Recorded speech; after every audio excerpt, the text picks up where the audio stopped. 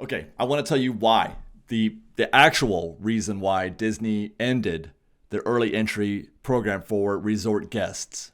And after I tell you, it's going to make so much sense that you're going to be shocked if it doesn't actually happen.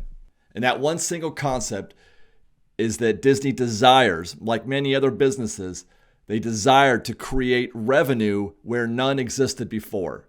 But first, before we get into that, let's recap a few things. Now, it's not over yet, early entry. Disney put an announcement out saying that they were going to sunset that program. Starting January 6th, there would be no more early entry, that they were going to end that program. An early entry, by the way, is a program for resort guests at the Disneyland Hotel, Pixar Pier Hotel, or Pixar Place Hotel, and the Grand Californian. Guests of those resorts could get into the park a half an hour before the park opened. So if the park opened at 8 a.m., everybody's out there at rope drop at 8 a.m. Meanwhile, at 7:30, resort guests were allowed to either be in Disneyland or DCA, whichever park was the early entry park for that day. Now, that program was a pretty beloved program. People loved it when the resort guests, because, you're getting a head start. And for those people who loved, and as constituted, that program was loved. People really liked it. The people who stayed at the resort and they were willing to get up at 7 a.m. or 7:30 a.m. to go do early entry, they loved it. But that's not even the best version of this program. Early entry used to be pretty amazing. Way back when, it wasn't just resort guests. It was anybody who stayed at a Good Neighbor hotel. And Good Neighbors, by the way, are those hotels out there on Harbor Boulevard. If you stayed on a hotel at Harbor Boulevard that Disney said, yeah, those guys are good, they're approved by Disney, then you also got to get in an hour early, mind you, not a half an hour early, but an hour early. Then they took that back. They said, no, we're not going to do the Good Neighbor Hotel anymore. They're going to take that back, and they're going to make it just an hour. And then they took it back to a half an hour, and I'm not sure where it happened or when, but I'm pretty sure it did. At some point, they stopped doing it for either park, and they alternated. It was either a Disneyland start or a DCA start. Perhaps, I think, maybe post-COVID. This seems like the most logical thing, but I'll admit my memory's a little fuzzy on that. So that was a pretty meaningful perk. People, like I said, people loved it. And when they got news that they were ending it, there was like, fist shaking. So what did they get in replace of that? They're replacing that with, instead of early entry, they're going to give hotel guests, resort guests, one lightning lane, a free lightning lane. And when I first heard this, I assumed that it was one lightning lane per day. But if you read the small print, it says that, let's see, where we go. Park reservation. Guests who are checked in and staying at one of the Disneyland Resort hotels can instead take advantage of one lightning lane entry to a lightning lane multi-pass attraction during their resort stay. Underline, during their resort stay. Not for each day of their stay, but during their entire resort stay. So if you're staying for 5 days at a hotel, you still get just one. That almost seems so ridiculous as to think that maybe they don't even know that they've said it like that, and maybe they're going to rewrite that at some point. And because I just cannot believe that they would, for 5 days, you're going to get one lightning lane. That's not a value. I'm just going to say that up front, and I'm as much a Disney apologist as the next guy. That sucks. One lightning lane for 5 days. All right. That's not very good, but there is sort of a good and bad to all this. Okay, well, let's start with the bad. That right there, by the way, is clearly not a very good thing. That being that you only get one for your entire resort stay. If it was one per day, then we might have another conversation that might be, obviously a little bit more valuable. But that's not, you could debate. Well, we're going to. Otherwise, what's not good about it? Well, certainly you're only getting just the one attraction, right?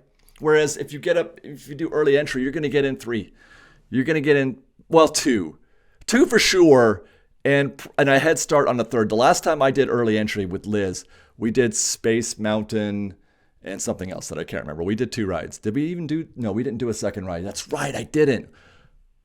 Well, what we did, we decided to do rides. We did Space Mountain, and then we hustled over to Fantasyland to rope drop Rise the Resistance. And that's one of the things that you could do. There was a way you could use that early entry to give you a head start against the crowd rushing to Rise the Resistance. So we did that. But if you don't do that, then you could easily, get space in and then, Buzz Lightyear or Autopia or something like that, or Star Tours.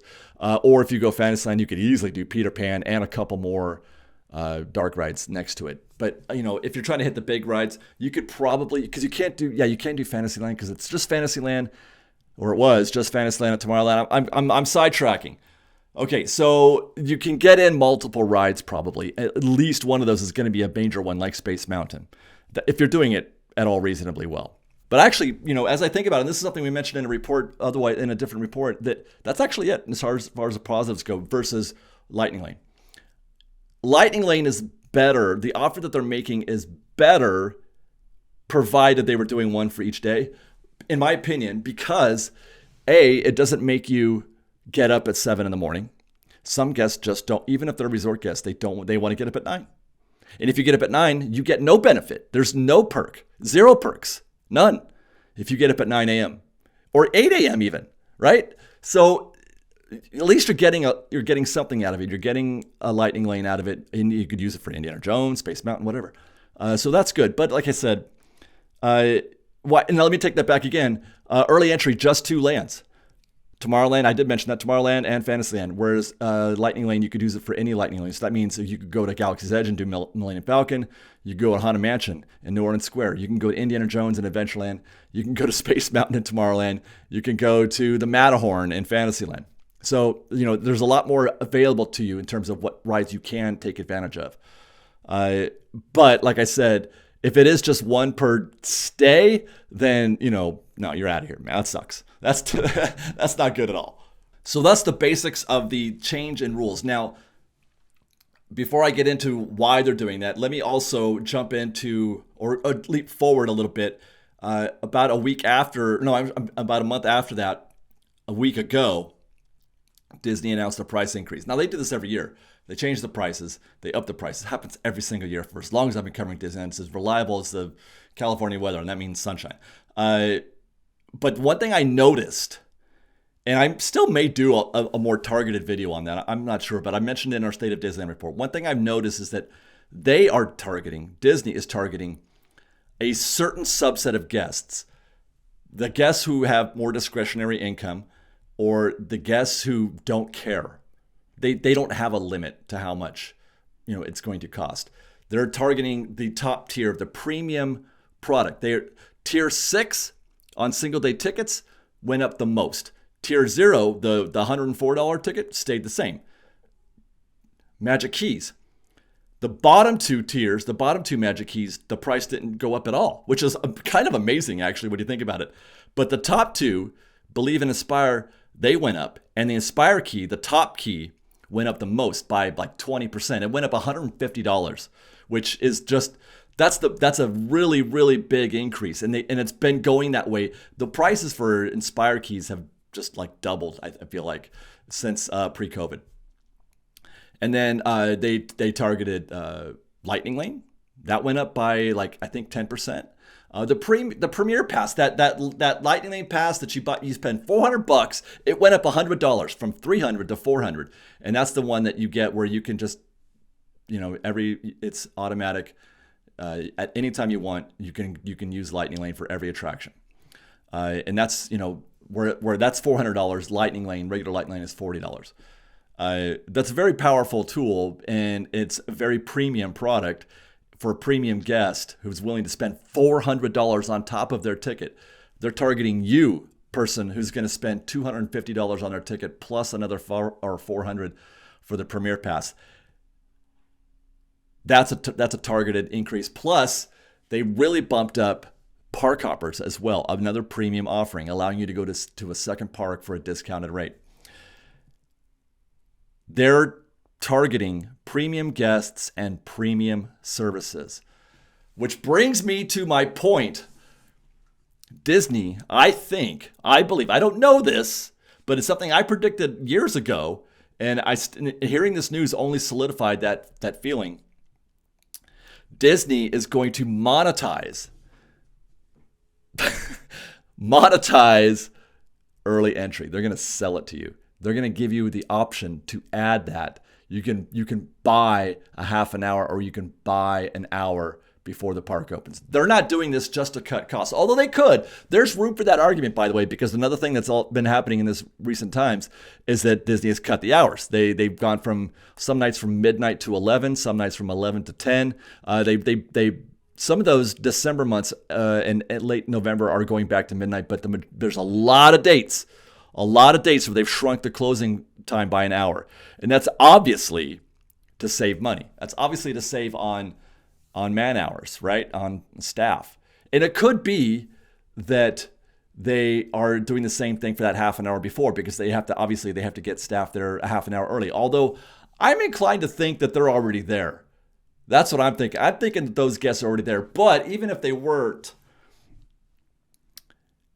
making that a paid hour or a paid half hour would certainly justify having those staff there for that extra half an hour in the morning. So that's what I believe. I believe that Disney's plan is to monetize that half an hour. And I can't even conceive of what the price point might be for something like that. I mean, I know that people will buy it. I know they will. It would absolutely sell. Absolutely. Even especially if it's an hour, it would be at least $100, I bet. It's got to cover at least the cost of a Lightning Lane. It's got to be at least as much as Lightning Lane is, because if you do this, if you get an hour before the park opens, you've effectively eliminated your need to buy Lightning Lane, in my opinion. So it has to replace that. It has to replace that and more. Now that you think about it, maybe double the cost of Lightning Lane. So if Lightning Lane's $40, the half an hour, maybe not 80. Maybe you can keep that in the, well, I don't know. But it's got to be at least that for that hour, because you're going to get in 3 or 4 rides. Now you can get in 5 or 6 rides probably, now that I think about it. And some of those aren't even going to be Lightning Lane. So that's what I think. Now, like I said, I called that a couple years ago. But I mean, before I even claim victory here, they haven't done it. And I also claimed at that same time, if I'm not mistaken, I claimed that they were going to be selling more After Dark events, which they have not. They brought back the After Dark events a little bit, so there's room for me to be wrong on this. But it just seems so on brand, so exactly what Disney's doing these days, and that is trying to create revenue where none existed before. And all of this has started. See, there's this need in Wall Street for publicly traded companies. This is not just a Disney thing. And I've said this over and over about all manner of price, centric topics, inflation, and just you name it.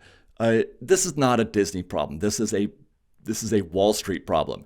Wall Street investors require companies to show year-over-year gains. If you're not gaining over last year, you're losing. Now think about that. That makes sense, right? Yeah, I want to see good performance. They should be going up, not down, right? But think about that. For example, let's say Disney generated profits of $2 billion last year. And I'm not trying to say that these are accurate or anything. I'm just trying to give you a round number. $2 billion. Yay.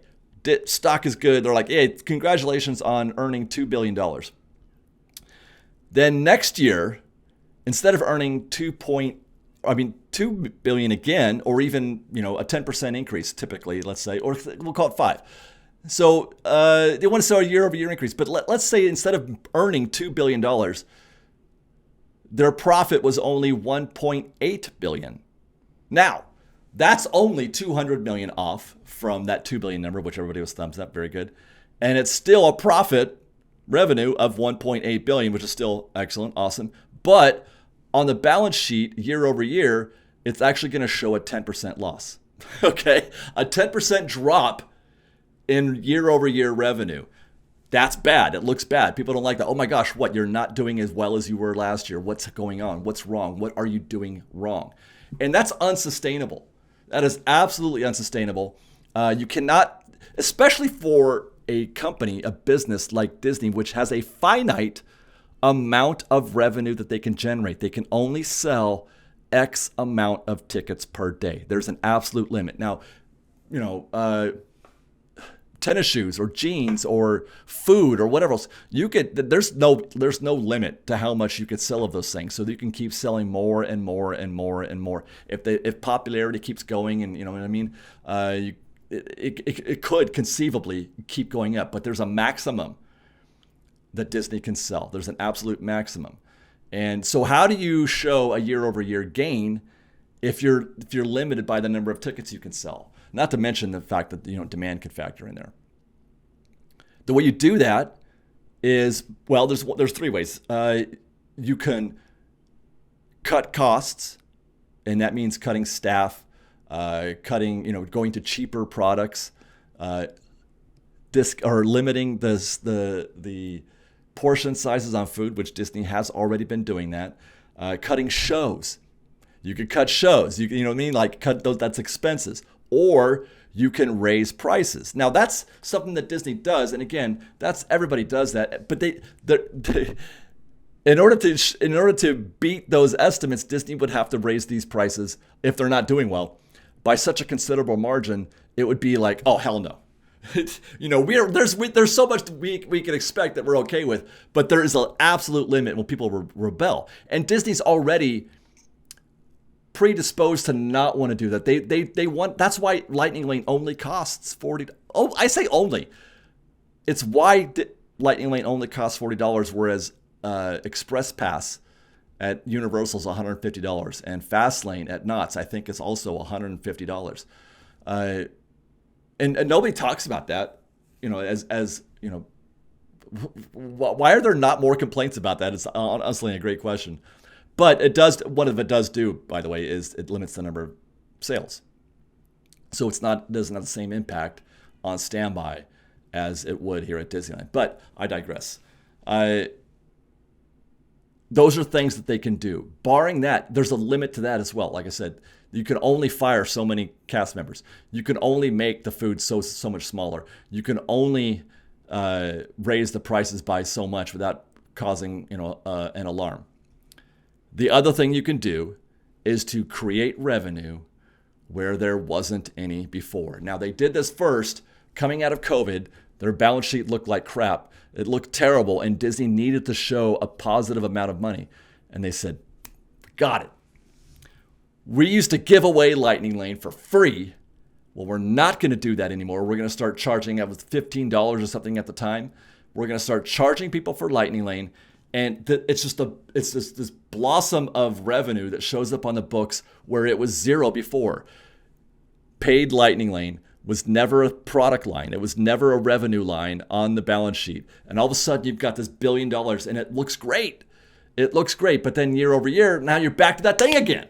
Okay, we've been selling Lightning Lane for a couple of years now, and now we don't, are they selling that much more? Well, the only thing they can do is raise the price, which they did. So now that number does show up. But now if they're still not able to impress investors, impress Wall Street, they have to come up with another thing. Now we have to sell something where there wasn't anything before. Enter early entry. Now there's a limit to how many times they can do this as well. There's only so many previously free services that they could sell, and I'm worried that we're running out. We're running out of things for Disney to sell, and I don't know what's going to happen. Again, they haven't done it yet, but that's my prediction. I don't know what's going to happen after they tap that market. Then what? Do they start doing it? Maybe doing it longer. Maybe doing it an hour and a half early. Maybe they start selling the last hour as well. That's an extra hour that they do that at Walt Disney World.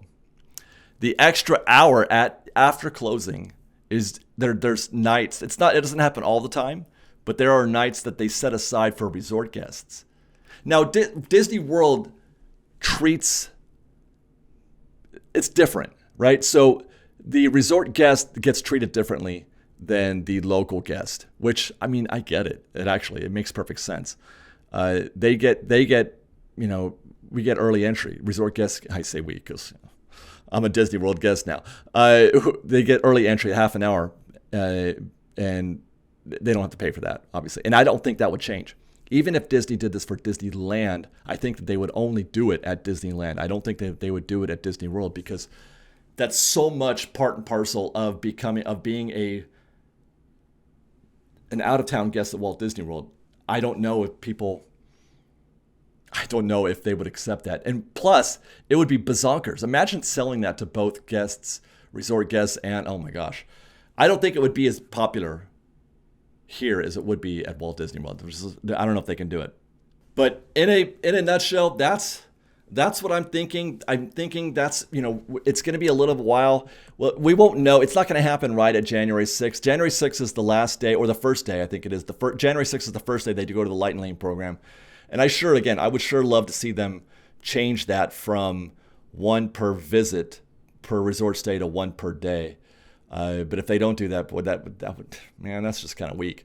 That's really, really, really kind of weak. And let me also say that I get why they do that also. It's like, the first one is free kind of thing.